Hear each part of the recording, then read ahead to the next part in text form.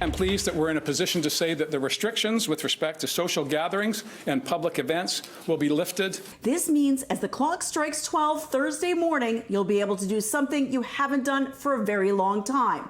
Put on your dancing shoes.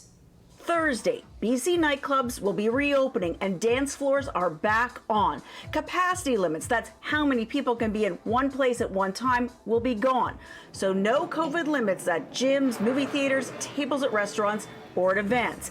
The key to all of this, vaccinations. Even if there's some transmission, the amount of immunity from vaccination means it's not going to be spread as widely, and we're not going to get people getting seriously ill and ending up in hospital at the same degree. It's not no risk, Dr. Henry says, but lower risk. And there are caveats to this door being thrown open. The mask mandate, proof of vaccination remain, but the industry is okay with that for now. Because we have those layers of protection through the vaccine card, through our masking, and through those COVID safety plans, that we can go back to full capacity in these settings again. You can dance. People haven't been able to dance legally in British Columbia for 2 years. So I expect this weekend is going to be a lot of folks celebrating. And in your own home, the sky's the limit again. All personal gathering restrictions being lifted. That will mean that you will make your own decisions based on your risk and the risk in your family of who you will have over into your home.